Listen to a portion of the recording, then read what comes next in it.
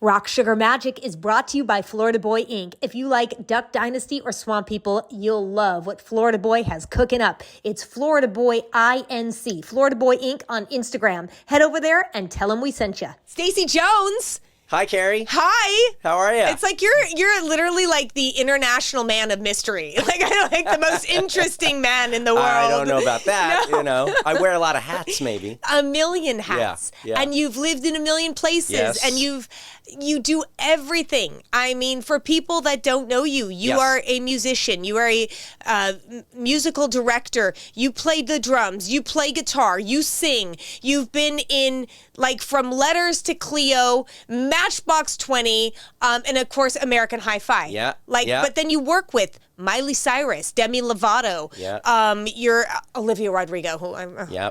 I have like this secret, just like I am so obsessed with her. She's the best. I mean, I'm really lucky to work with like such amazing artists. Bob Rock. Bob Rock. I mean, he's like my mentor. I just called him on the phone the other day. Yeah, Just literally 2 days ago. he works with like my favorite I bands. know. So I love him. Yeah. He's amazing. You're amazing. I learned so much from him. Yeah? Like just being around, fly on the wall in the studio, you know, because I got to make 2 records with him. That's awesome. And like talk about like going to rock school, you know what I Yeah. mean? Like it really was. And I just kind of like sat back and took it all in. And even like just literally 2 days ago, we may talk about this in the show. Yeah. I just recorded a new American Hi-Fi song It's so awesome. that I wrote with my buddy Butch Walker, and we just went to Nashville and recorded it. And so I sent it to Bob. You know, he was one of the first people I reached out to. I was like, "Hey, thought Yeah. you might want to hear this," you know, and I wanted to get his feedback, you know. What'd he on it as say? well. He, of course, he like literally, he's like, "Well, you should have done this, and you should have done." And I'm like, you know what? You're right, actually. Oh, no. And then he texted back and he's like, "Sorry, I just can't help myself," you know. Will you go back and make any of those changes? No, You're no, done. it's too You're late. Done. It's done. It's okay, done. okay. It's done. It's All right. done. But And when does that come out? good question. Probably in the next, I'd say in the next couple months. We're gonna play 3 shows with the Marvelous 3 in Atlanta. Yeah. At the end of October. So we'll probably put this new song out around the fall or late summer. Awesome. And Yeah. so you'll play it then. We will play Yeah. it. Yeah, yeah. Yes. That's Yes. amazing. I think, and it turned out really well, and I think people that are fans of hi-fi and Butch and like that kind of world that Yeah. we sort of come from, I think they're gonna like it. I'm excited. Yeah, You know, I just getting to know you through your, I mean, I know who you were, but really getting to know you, like Googling everything about Yes. you, right? I heard the best story about Flavor of the Week that you have to tell people because I love how that came to be. How it came to be? Yeah. It's so funny. I was at a birthday party last night and I was talking to someone and they asked the same question. They're like, "How did you write that song?" So the story is we were in Maui making this record with Bob. Yeah. And this was back in the day when, you know, there was a lot of money for album budgets. So we had been there for like 2 or 3 months already. Yeah. And I got a call down at the house. You know, we rented these 2 houses in this cul-de-sac in Maui. And so Jamie, the guitar player, and I were in one house. Our drummer, Brian, and Drew were in the house across the street. And like, it was incredible. We had these Jeeps with like surfboards in the back. And we just went surfing every morning. That's And then like amazing. made rock music at night. So Bob, I get a call from Bob on the house line, you know, and he's like, "Hey, come up to the studio." So I'm like, "Oh shit, what's this?" So I go up there and he's like, "Look, I have to go away." And like, we're in the middle of our album. Right. And he's like, "I got to go do this thing with Metallica." And it was the symphony record that he did. And so he said, "Look," he's like, "I'm going to take care of you guys. We'll make this work. You guys stay here, keep writing, come to the studio. You know, my engineer will stay and you guys can work while I'm gone. And when I'm done, we'll get back to it." You know what I mean? And so we said, "Okay, you know, fine. I mean, what are you gonna say?" Yeah. You know what I mean? "I'm sorry, Bob, you can't go do Metallica. Like, we need you to stay here." So he left, and so I got bored, you know, at a certain point. And so Jamie and I were sitting around the house one day, and I started writing this song, and I kind of had this joke. I was like, "Okay, I'm gonna just become a songwriter, you know, and then you can like put these bands together, and I'll be the, you know, kind of like the behind the scenes, you know, talent, if you will. But you know, weren't you writing for people anyway? I was occasionally, Okay. but it was more like friends, you know, like I'd get together with friends or whatever. But so we kind of had this idea that like I'll be the sort of like mastermind of this project, you know, and then Jamie can like be the manager and put it together and play drums in the band. And so I started writing this song, and it was like, you know, the verse was, I paint my nails and he don't know. And the chorus was, my boyfriend, he don't know anything about me. Yes. So I wrote it from the female perspective. And it took me like 10 minutes. And I actually found the notebook recently, and you can see like, it just like came, like the words just came out, you know. That's and awesome. they're very little scribbles, you know what I mean? Like change here, there. So I write this song and I play it, and Jamie's like, yeah, that's great. And we kind of were just like, fun, okay, great. Cut to a month later. We're in the studio, Bob's back, and I'm sitting there one day, and I remember it so vividly. I was like, I had my feet up on the console, and I had this acoustic guitar, and Bob was doing something. And Jamie said, hey, you got to play Bob that song that you wrote, you know, for so-and-so, you know. Right. And we had even come up with a band name. It was going to be this band called Astronomy Club. It was going to be, you know, this girl band, like a girl rock band. Right. But Jamie was going to be the drummer. And he's like, you got to play Bob that song you wrote for Astronomy Club. And so I start playing it for Bob, and Bob just like stops what he was doing, and he kind of comes over and he's like, that's a fucking hit song. And I'm like, I know, it's good, right? And he's like, no, for you. That's a hit for you. And I was like, what do you mean? And he's like, flip the script, like sing it from your perspective. And I didn't totally get it, you know, and he was like, her boyfriend. I was like, oh. And he's like, go back down to the house. You got to write a riff. We need a banging riff. Yep. And then I want you to, you know, change the lyrics around. And so we were already in like overdub mode in the studio. So the drums weren't set up, you know, we didn't have anything ready. And we literally, like, I went down to the house. He got all the guys in the band. They like got the drums out, put the whole studio back for that. And then I came back up that evening. It's probably like 7, 8 o'clock. And we cut that song live, the four of us playing together that night. Wow. And I sang it the next day. And that was it. It was done. And, you know, that song changed my life, changed our life as a band. It's massive. It was, you know, and... It's how I got to know you. Yeah, I mean, for most people, you know, I mean, we're a bit of a one-hit wonder, but, you know, at least we had one. Yeah. You know? Yeah, many people don't. And that, you know, that's credit to Bob, you know, he heard it right away. You know what I mean? He was like, that's a hit, and here's how we're going to do it. That's why he's Bob Rock. That's why he's Bob Rock. Yeah, that's why. Yep. That's amazing. So you got that. That changes your life. Is that what kind of got you all these musical director gigs too? Well, what's funny about the musical director thing is I didn't even know that was a job. What is it? Can you explain that? Because I was trying to figure this out too, because I know it deals with the music aspects and putting things together musically. Yep. So if I came up in bands, right? So we didn't have musical directors. We just kind of did the thing ourselves. And what I've realized now is that I kind of was the musical director in these bands, you know, that I was in and didn't know it. So if you're a solo artist and you're about to go on tour, you're Miley, Olivia Rodrigo, whoever, you know, anyone, and you don't have a band, you hire a musical director, and it's the musical director's job to put a band together for you, work out what the show is going to be like, what the set list is. So it's like what song flows into this song. All of that stuff. Wow, okay. Yep. How are we going to play Good For You on this tour? Are we going to do it differently than the last tour?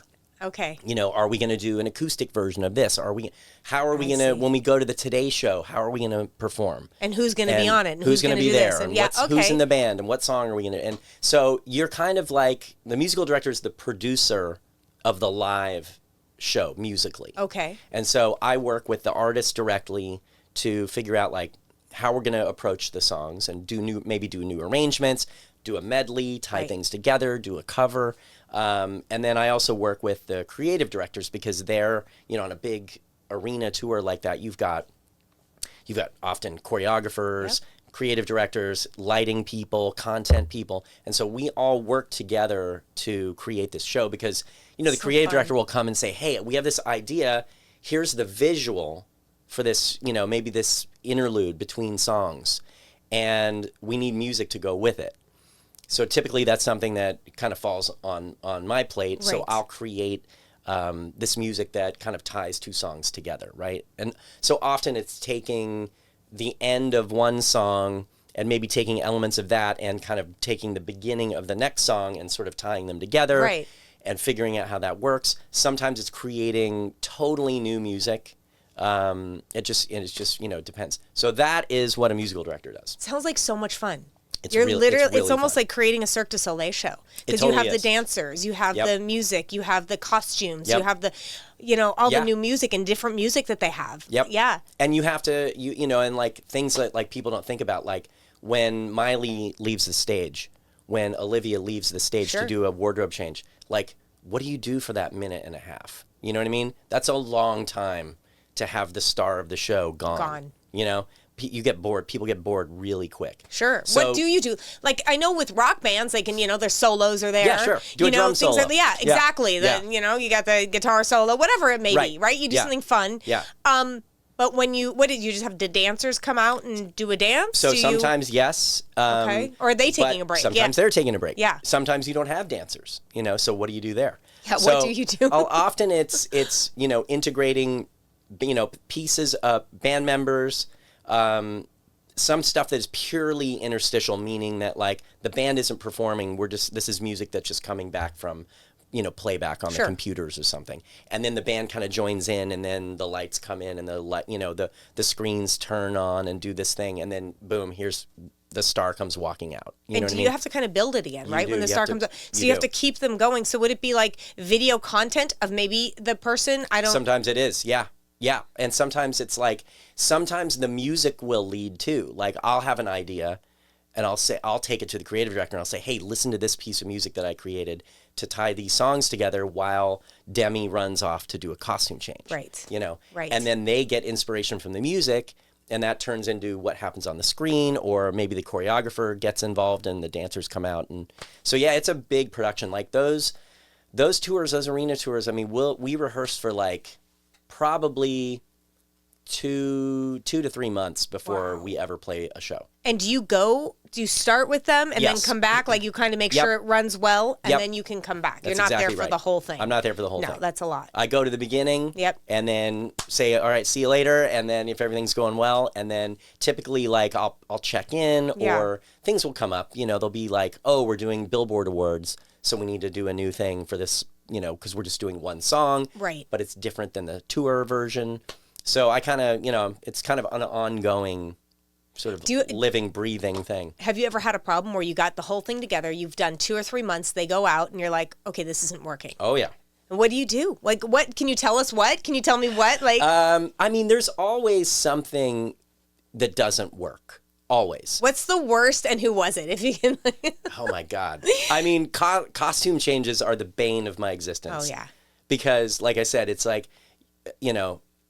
having the star off the stage for that long is just, the crowd just gets bored. And so there was, I don't think Miley will mind me telling this story, but years ago, when we were doing Hannah Montana, Meet Miley Cyrus, it might have been, I can't remember which tour it was, but we had a song called Breakout that we did at the beginning of the show. And it was like kind of this kind of like ice theme. Yeah. And she came out of like, she came out of this like ice cube Okay. thing, right? Okay. And it was a full Spinal Tap moment one night. She was in there, and it's like you see her silhouette or whatever, and then it's supposed to open, Yeah. and all the smoke comes out, Yeah. and it didn't open. Was she being So smoked out? she was stuck in there, and all the smoke was like pouring in, and like I'm right next to her, and we're playing, Yeah, like yeah, so yeah. It's not like and of course all the production people got her out quickly, but it was just like one of those moments, and she just kind of looked at me. She's like, "Oh God, here we go." So they actually had to physically open it? Yeah, they kind of, there's always a safety backup Yes. for all of that stuff. Yes. And like, when people are flying around the arena and all that, like there are guys up there already just Right. waiting in case Something goes happens. wrong. Yeah. And they train for that stuff, and they like jump, you see them swing down on these like harnesses, and so they have all the things in place. Wow. Yeah. That's so interesting. It's wild. I mean, the amount of people that are on a tour like that, And it's like 150 people traveling. The trucks alone, everything. It's I know. I went crazy. on tour with Motley Crüe when I was doing a show with Nikki Sure. Sixx, and we were on. Something just flew up my nose. Did I know. You see that? It was flying Did you around see me that? too. I'm like, what the hell Same. is that? I think it's still in my nose. That's why I keep going like this. It was like flying around my chin. It's like a little gnat. It's probably up in my nose now, and I don't feel it moving. Okay, I think we're safe. I don't see I think anything. we're safe. I think we're safe. No, he's been bugging me too. Oh my gosh. Okay. All right. Okay, so Reset.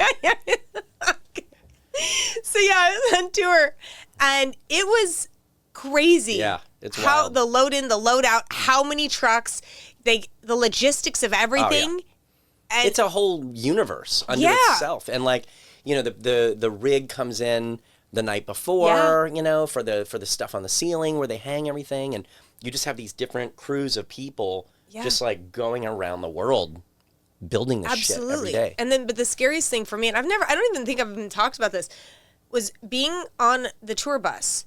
And I kept thinking, because you know how it's called like braille driving, where it like somebody starts to fall You asleep hit and you the can hear rumble strips, yeah.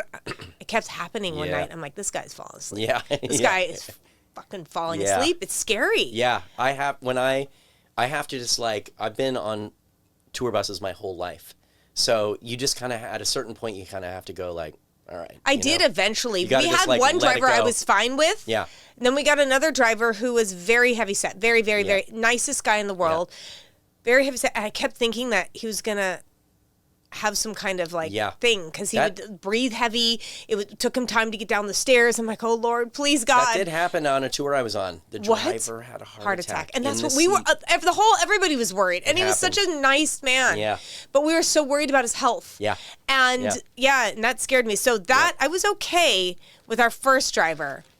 And that was like the first couple years of the tour. And then the last year, we had another driver. Yeah. And I finally got used to being on the road and going to sleep. It was fine. And then that one, and I was scared every night. It's scary, I know. So what happened with the driver who had a heart attack? He crashed, and unfortunately he passed away. No, and everyone else on the bus was okay. Okay. But he died. Yeah, in the That's seat. horrible. And yeah. but everybody, how did he got it over to the side of the road? Oh wow! And it kind of and he was able probably to just stop started it, having pain, and it and was got like, in oh, the shit. in the ditch or whatever. And Poor guy. yeah, no, it's sad, and like that's the thing when especially when you've been doing it as long as I have. I mean, I'm like 30 years in now, which is crazy. You look so young, so it's crazy that you can say 30 years. Feel it. That's me too. Yeah. I say the same thing. I've been on air for 26, 27 years. I'm like, Yeah. I can't even believe I'm saying that. I know, it's crazy. Yeah. I know. Yeah. I've never done anything else. Yeah. Like I had a job so I went to college. And I had jobs in high school. Yeah. And then I went to school in Boston. I went to Berkeley for music. And then when I left Berkeley, I got my first, I quit school, and I got my first gig literally the day I quit school. Like I had already decided I was going to quit. Yeah. And I went, signed out, and I called my parents, and I was like, hey, because I'd been talking about it, so I was there for 3 years, and they had my parents were great. They've always been really supportive of my, sort of creative endeavors. Yeah. And they paid for college, which was great. And so my dad said, hey, okay, well, I said, I left school today. And they said, well, okay, here's our deal. I think, if I remember correctly, they had given me 3 months. They're like, okay, we'll keep paying for your shit for 3 months. Yep. And then you're on your own, whatever that is. Yep. And so I was like, okay. So I go get on the subway. I got my skateboard, and I get off at my stop where my house was, skate up to the house, and we had this this kind of doorway thing that kind of, how do I explain it? Anyway, there was a roof that we could sit on that was above the door to the house. Yeah, like the porch. Yeah, it was like a porch. above the porch. Yes. Yeah. I know exactly what you're talking about. Boston, Yep. brownstone house kind of looking thing. Absolutely. So we could crawl out the window of one of the bedrooms and sit. The roof was Yep. flat right there, and we'd sit there and drink beers and watch people drive by. Did you ever play up there? Oh, all the time. Yeah. All the time. Yeah. That was our hang. I know quite a few people who would crawl out the windows, and that was including my boyfriend. Yeah. He would just sit there and play, and he would imagine a crowd in front of him, and he was on stage. That's 100%. We'd bring guitars out there. Yep. Or we just have like our music playing and like just drinking beers. So I roll up, and my two buddies are sitting up there already, and I'm like, they're like, hey, I just quit school, and they're like, we just got a 12-pack of Sam Adams. Come on up, you know. So I go up there, and I'm sitting there, and I swear to God, it's been an hour since I signed out. Yeah.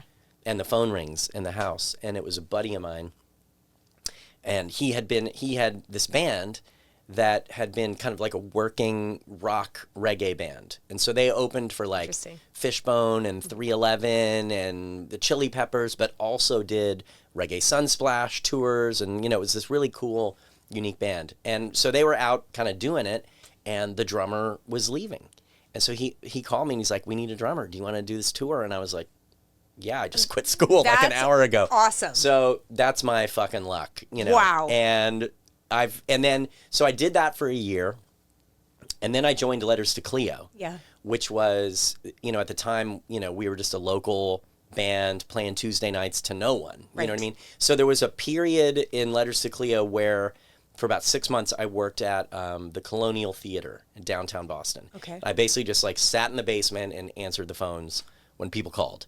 And that's my only, other than my high school jobs, that's the only fucking job I've ever had. That's awesome. And I went and then I went into music and started making a living. You hear so many people that took these odd jobs, or they're living in their car, this and that, and the fact that you've been able to be steady with that. Yeah, I'm very lucky. Now, granted, those early days of like making money in Cleo, it's not like we were living well. Right. You know what I mean? Right. But we were, we got by playing music. And so I'm really fortunate that I'm, 53 and still doing it. That's amazing. I can't complain. I'm like, I'll be 52. Come on. Next month. Not a chance. Next month. I can't believe it. No way. Yes. So we're like almost the same age. I don't believe that. Yeah. Well, you look great. Great doctors. Come Thank you. No. I was vegan for 24 years. Oh, you were? Vegan. I'm off. You know what's so interesting? I'm off of all sugar, and I've read this throughout the years that sugar is just as bad as if you're smoking. It's so bad for your skin.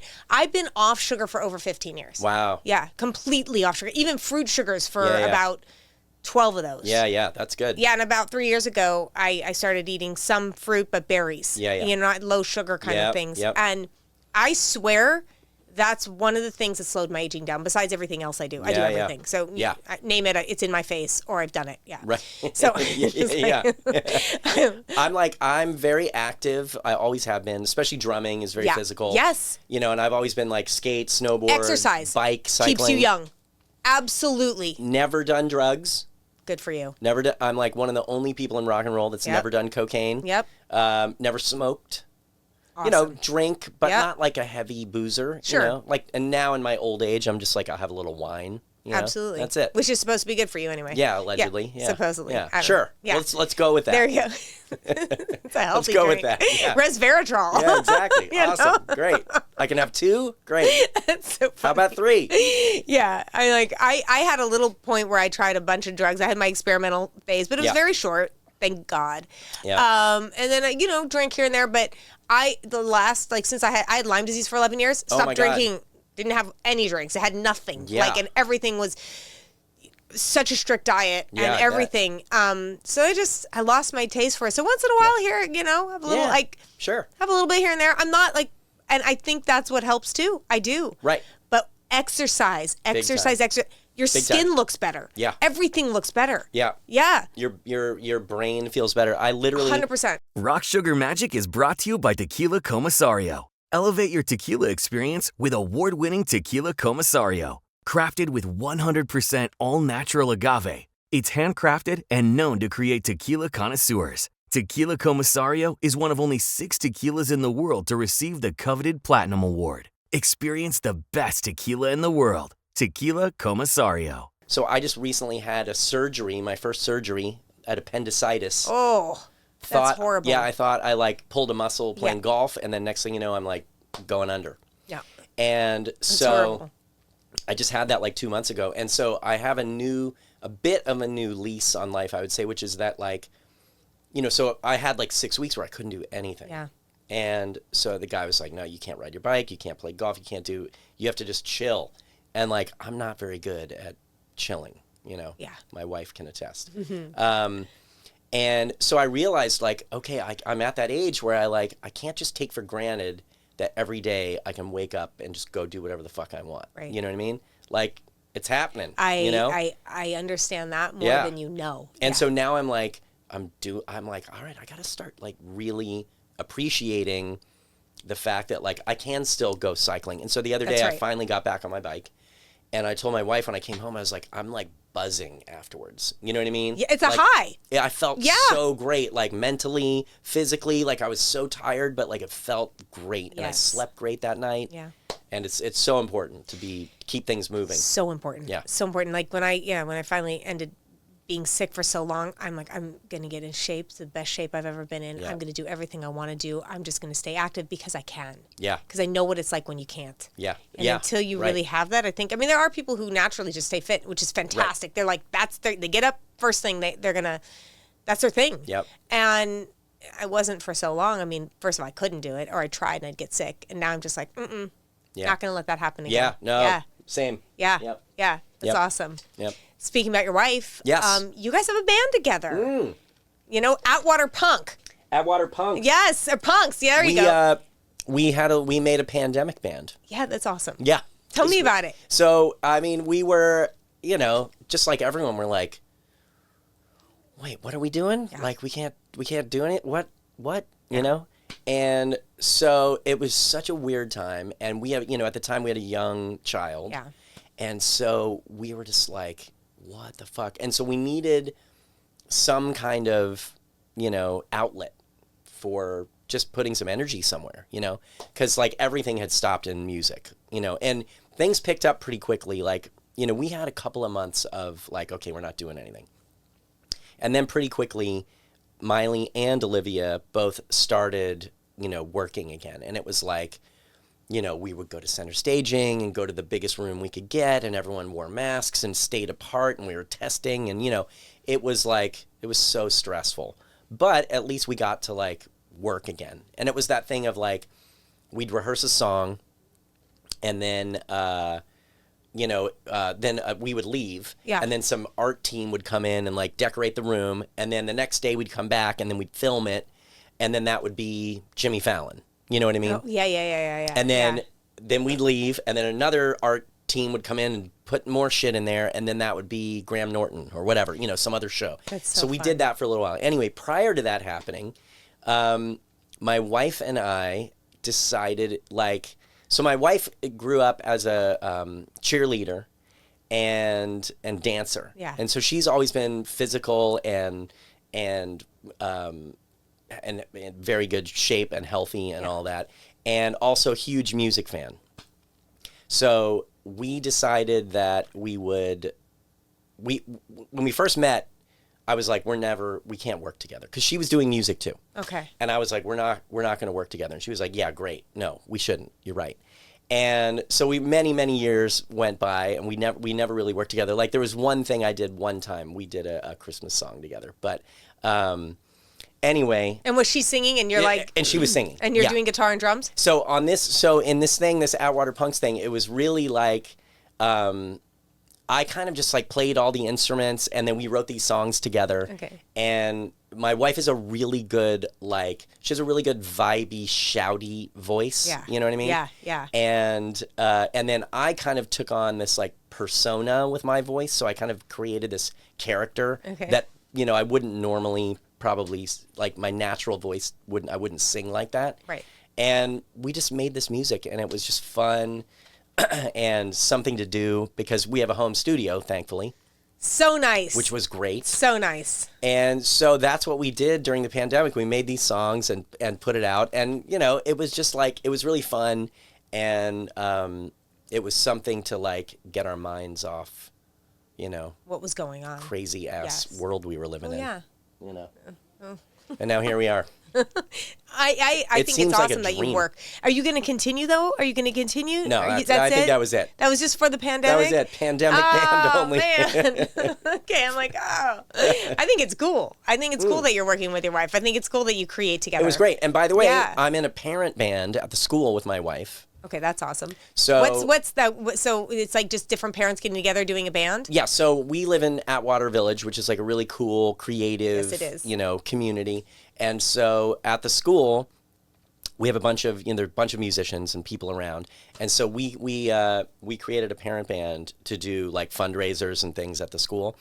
And we also play at our annual Halloween block party. That's our big gig for the year. Awesome. In our friend's yard.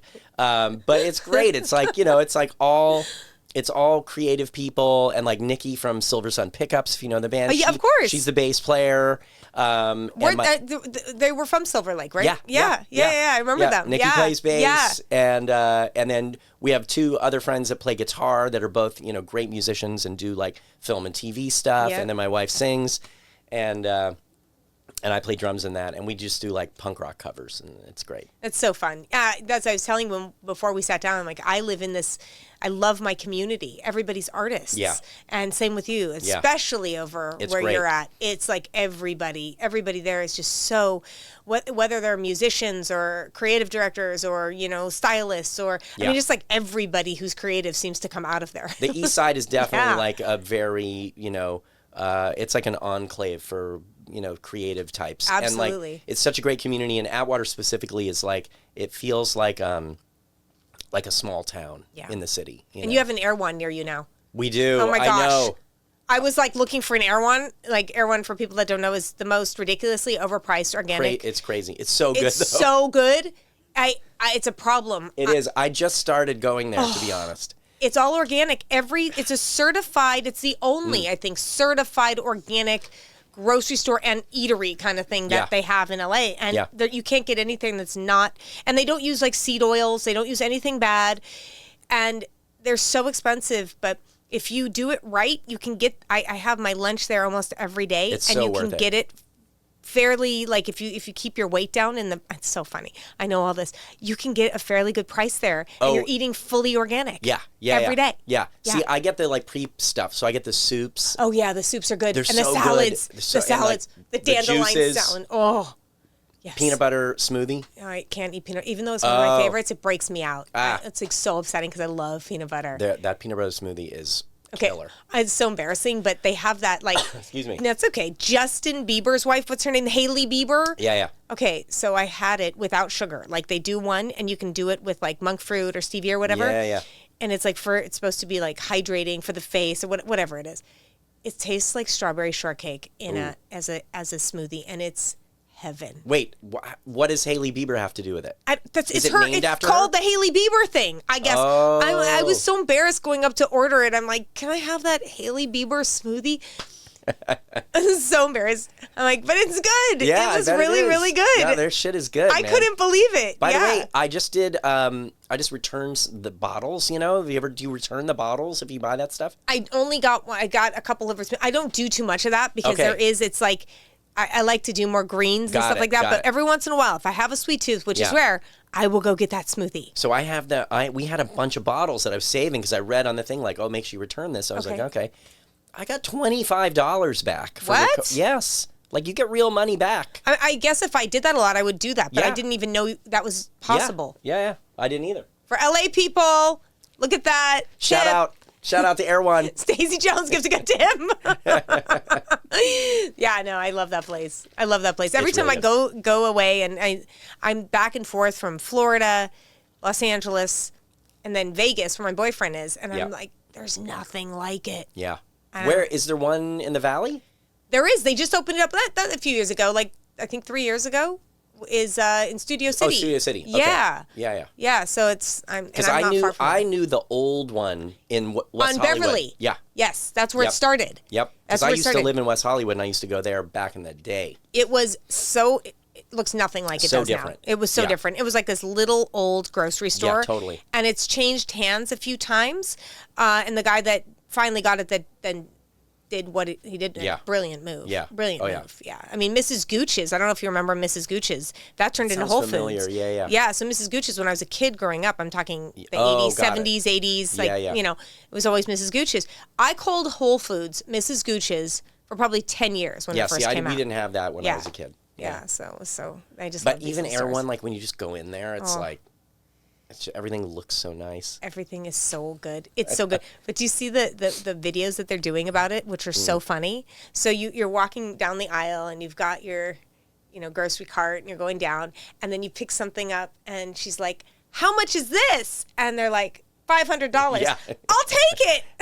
How much is this? Insane. $1,000. I'll take it. I know. It's just so funny. I literally had like 3 or 4 little things, and the other day it was like $60. Oh, it's insane. Jesus. So what I do for like my birthdays and for Christmas, I'm like, just get me little gift cards. Erewhon That's gift all I card. want. That's all I want. That's a and great idea. I've had hundreds of dollars of gifts, and that's what I use. Yeah. Yeah. Well, we can't. I mean, we're fucked where we live because we have. It's like we have Gelson's, which is not cheap. No, they're expensive Whole too. Foods, Yep. not cheap, and Erewhon. So. You don't have any Ralph's? I mean, there must be. There's got to be. Or John's. John's is real cheap. We don't. I mean, and then Trader Joe's. So like Trader Joe's is super cheap, but Trader Joe's they're is great. not.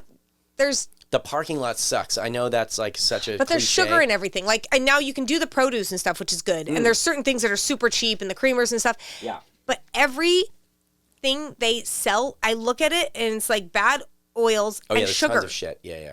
I'm like, no, Yeah. I can't do it. No, I can't do it. I feel you there. Now, and we talked before we sat down about something you were going to announce. Did we announce it? Because I know you told me before we got on the mic. No, Did I we know. announce it, Sid? I did. I don't know if we announced it. Of the new song? Yes. I did talk about it, but it wasn't like I kind of slid into it. Yeah, you slid into it, but I know you were like telling me more before we even started. So I'm like, wait a second. I know, Did that make air? I think it did. I hope so. Sid, did it make air? I think it did. She doesn't know either. I don't know if it was like a full send. Yeah, Okay. I mean, we can talk about it again. Okay. I mean, I think the real. I think we did. I think we did. The long and short of it is, there's a new American Hi-Fi song, Yes. and it's really good. And I did it with Butch. Yes, wait, and We it comes talked out in a about couple it. months. We did. It's coming out in a couple We months. did. It sucks because, like, there's a SFV, Save for Air. And what is it? Save for Air? No, SFA. Oh, right. Save for Air. Right. And we used to say that all the time. Right, because you don't want to blow. Right, when the I good did live shit. radio, because it's like, wait, no, let's talk about this on air. Right. But podcasting is so different. You come Right. in, you hang out. It's Yeah. like, there's no time because it's not a commercial break. It's Right. like, most of my life was live air. Right, And totally. so I sit and talk. I'm like, wait a second. No, wait. That just screws we you up. talked about it? No, we did. we did. And I want to talk about you living everywhere. Yes. Because you were born in Oklahoma, Tulsa, Oklahoma. I was. You lived in Boston. Yep. You grew up in London. Went to elementary school in London, Yeah. right in the city. It was amazing. Yeah, which London's amazing. Such a great town. It is.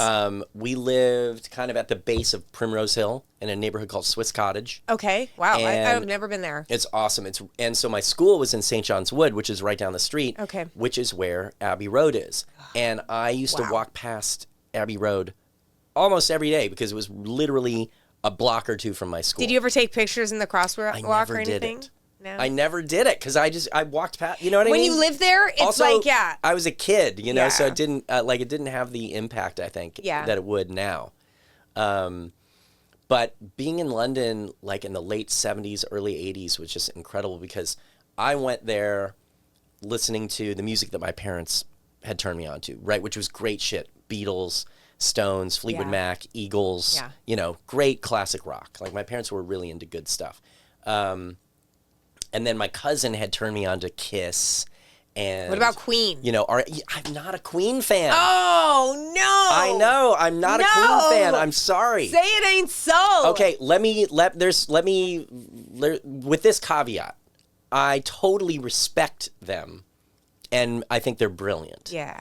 But I don't know, it didn't It didn't hit you. It didn't speak to me. I You know what I mean? I get it. And I love that, and of course, if I hear them, I'm like, oh yeah, that's fucking great. Yeah.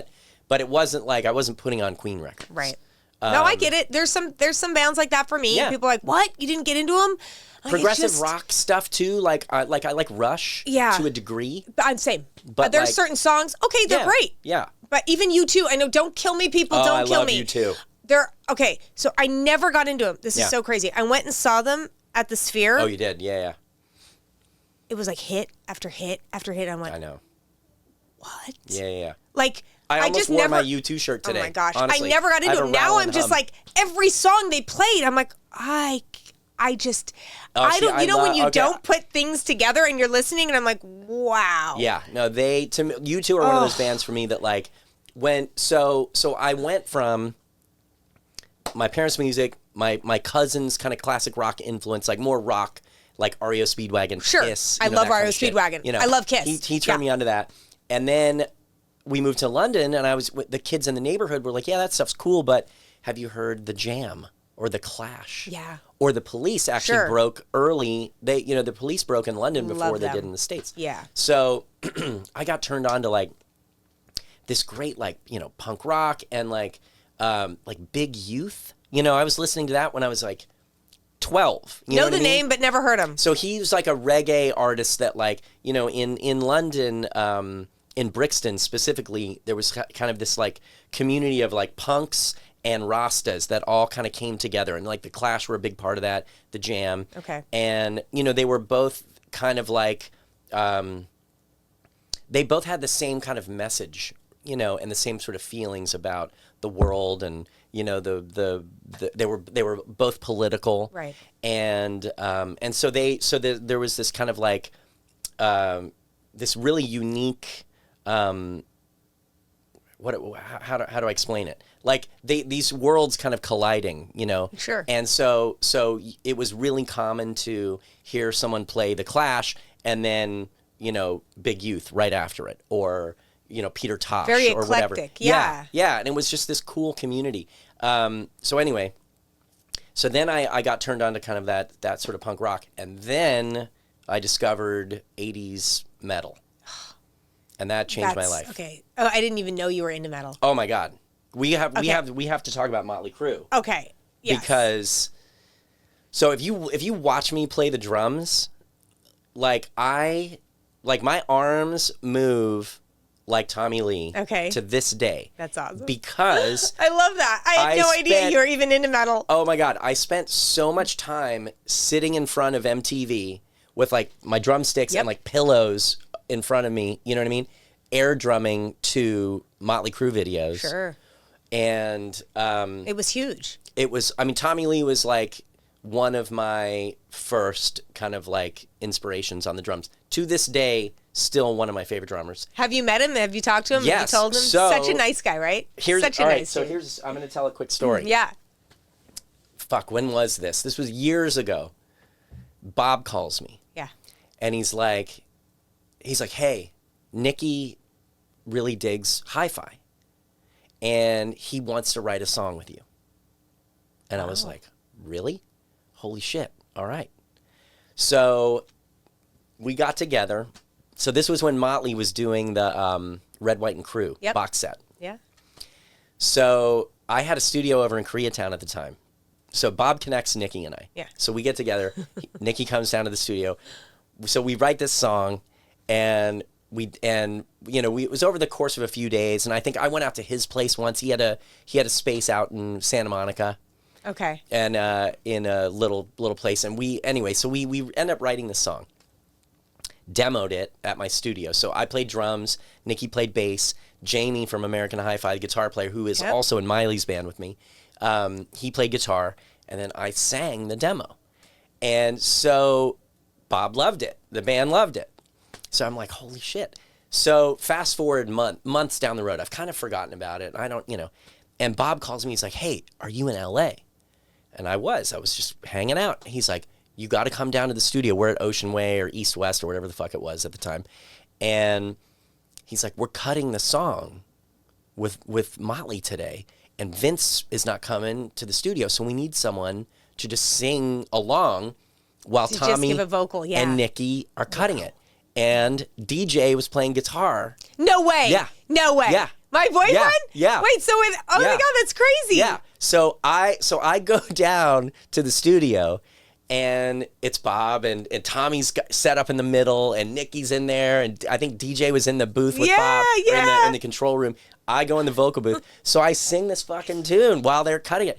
And it was like one of the greatest moments of my life. And so at a certain point, Tommy's doing something, and he stops. He's like, Bob. He's like, hey man. He's like, play can you play the demo back, man? He's like, I want to pick up that fill that Stace did going into the bridge or whatever. You know, made some comment like that. Oh, right? wow. And I was like, what the fuck is happening right now? That's a moment. That's a moment. So, you grow up like idolizing the guy, and he's going, I'm going to do that fill that Stacy He was did. like, I want to hear what that fill. I was like, wait, Wow. is this really happening? And I made Jamie come with me too, because I was like, I need somebody to like to see this. just tell me Otherwise, that it's this not is real. right. Is this happening? Like, is this really happening? So there is a song. So it made. I think the issue was we didn't get it mixed in time, or Bob didn't like the mix. And so it didn't make all of the box sets, but it is on the international ones. Okay. And so there is a song out there, and I think you can listen to it on YouTube, if nothing else. And it's called I'm a Liar, and That's the Truth. And that is a song that Nikki and I wrote together. And it's pretty funny because when you listen to it, like you hear the moments that like, oh, that sounds like American Hi-Fi probably wrote that. You know what I mean? Like, like that guy wrote that, because it's got little elements of like, you know. I love Hi-Fi. that you remember that story. Oh my! I love kidding? that. Like No. that's like imprinted on my soul forever. Yeah. It was incredible, and just to spend the day in there with those guys, it was so fun. It's fun. They were fun to tour with. I'm sure They were super cool. Every one of them was super cool to me, including Mick. Mick was, I think, probably the most genuine, nicest dude. Yeah. I mean, everybody I never was met cool to him me. because you know, I think he was having some health problems at the time. Yeah. Which I think was why DJ was there just filling in. Yeah. And but yeah, Nikki was great, and like just spending time with him, like we would go get lunch when we were like taking a break from writing and just shoot the shit, and like it was so great. That's a fun experience. Yeah, you it was know? amazing. That is Yeah. fun. Yeah. Yeah. Well, our time is like up, and you're awesome. Well, Oh, no. that was great. Yeah. Thank you. You're freaking rad. This you're so fun to talk to. I could Thank you. probably talk to you for another hour or two. I mean, I tend to be long-winded. No, I love it though. It makes my job much easier. You're awesome. Thank you. I hope Thanks, you come Kerri, back. for having me. I would love to be back. Awesome. Thank you All very right. much. Absolutely.